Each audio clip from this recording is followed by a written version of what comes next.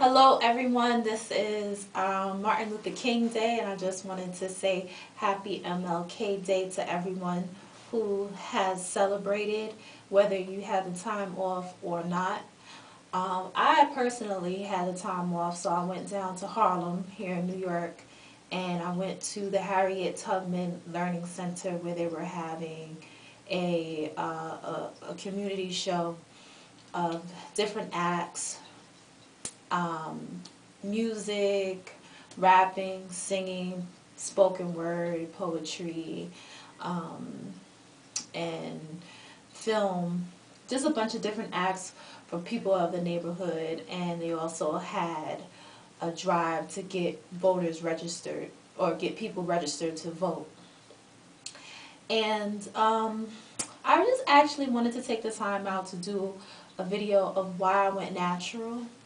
And I've done this video a few times, but I've always felt like I was rambling, so I never posted it up to YouTube. So I kind of took my time to really gather my thoughts and get comfortable in me being natural, because it was new to me at the time. But now I'm 6 months in, and I think it's an appropriate time to do a video of why I went natural. So I really don't know where to start, but February 2011, I would say, no, March 2011 was the last time I got a relaxer in my hair. And I teetered on the thought of going natural a few times.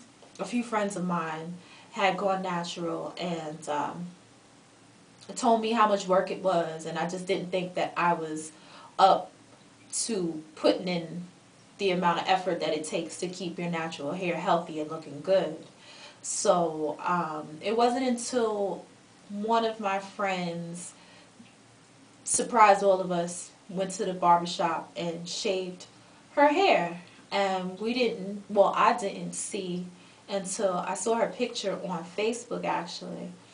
And I asked her why she did it, and she just said that she wanted to see what her natural hair looked like.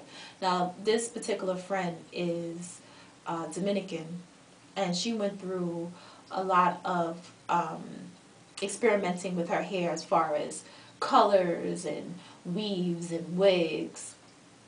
And my story is a little bit different. I've always had relatively long hair, I guess you can say, for an African American that got a relaxer, I should say, okay? And it was always pretty healthy and full, and it was almost like a trademark of mine, I guess you can say, where people recognized me, or people associated with me by my hair all throughout school. And I never really had an issue with its health or making it grow or anything like that. I didn't get my first relaxer until I was 12 years old, and it wasn't really my choice per se.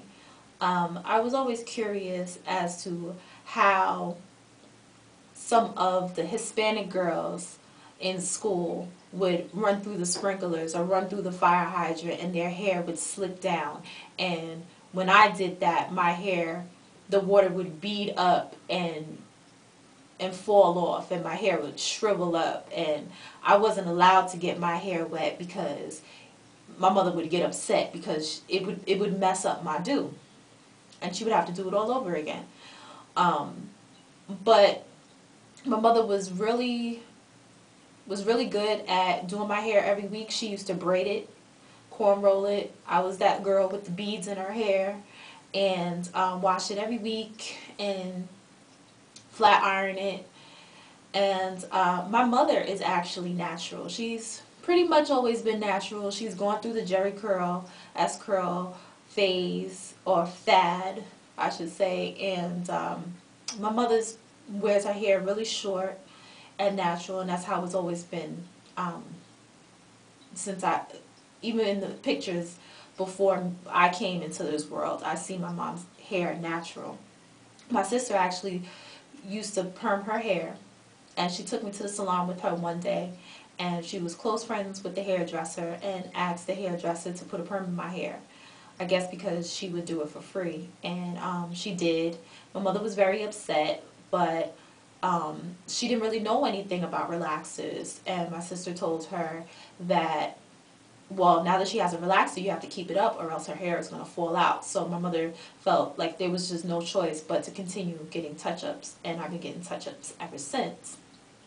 Now, when about 2 years ago, I had an epiphany in my life, which I'm not going to go too much into detail, but it really made me look into getting to know myself a lot better. I realized that I really didn't know Tasha as much as I thought I did. And on the tail end of that soul search journey I went through, I decided, you know what? Let me see what my body can do. I started exercising more. I started jogging, getting in touch with my mind, body, and soul, and that helped a lot. And I started contemplating going natural and doing a lot of research as far as YouTube and asking my natural friends what the process was. Contemplated it, and decided, okay, I'm going to do a quick test, but not on my hair. I'm going to do a quick test on my nails. That's what I did. I did a quick test on my nails. I used to get acrylic on my nails since I was 15 years old. Would go to the nail salon all the time to get a fill-in every 2 weeks. I personally knew my nail technician and his family, watched his children grow up and everything, all the way until I was in my mid-20s. And I just never thought that my real nails could grow. Came across a cousin of mine who had long, strong, beautiful nails, and made me question, okay, let me see what my body can do. I'm going to really take care of my nails and see if they grow. And this is my baby steps to see if possibly I can dive into this natural hair community. So I did that, and it took a while, but my nails actually started to grow, and I was really proud of myself. I felt good. I felt like this is a sign of healthiness to me. And you know, my hair, when I was getting it relaxed, I started to get a bald patch in the front of my hair, and I was really worried about it. I saw it when I was a little younger. I would say around 19, 20 years old, I saw it. But as I started to get older, it started to get more and more prominent, and I started to worry about it a little bit. So one day I was at the hair salon, and this was actually in March when I got my last touch-up. I looked in the mirror, and you know, they put the relaxer on your new growth, and then they wash it out, and you know, you sit in front of the mirror for them to put the roller set in. And I was looking in the mirror, and it just looked so bare. The bald spot, it just scared the mess out of me. And I said to myself, you know what? This is it. I started to look at the products that she had on her dresser, or her workspace. And since I was already doing research on natural hair, I started to question, well, how does she know that these products work on my hair? You know, I've been going to her for a while, but, you know, she kind of looks like she's kind of just experimenting on me, you know, as she goes along. And I only see her every 2 weeks. So how does she really know? So at that point, at that salon visit, I decided I'm never coming here again. So I went about 4 months transitioning, continuing to look at YouTube, look at hair care forums, just doing as much research as I could. And at 4 months, I got the courage to just do the big chop, and I did it for me. I did it for me. And I did it because I felt like not only that I needed to shed old part of Tasha, but I did it because I felt like it represented myself in its complete authenticity. I didn't really do it to make a political statement, but I see that it does without me even intending it to be. And I saw that today, as I congregated with people that was celebrating Martin Luther King's legacy in Harlem, New York. And I feel like natural is a beautiful thing no matter what reasons you're doing it for. A young lady came up to me today who was transitioning and started to ask me questions, and you know, it really is nice to see people talking to each other, and sisters talking to each other about this. You know, it's just, I don't know, it's something about the natural hair community that's bringing people together. And like, history repeats itself. There was a point in time where everybody rocked their afros, and if you had the biggest afro, then you was the ish, you know. And I think this is the next wave, and I am so glad to be a part of it. I really am. I am glad to be a part of it. So that's my natural hair story. I went natural really for me to represent myself as naturally as I could, without any doubts, without anybody looking at me. And you know, you can't control what other people think, but I don't know, I just kind of had this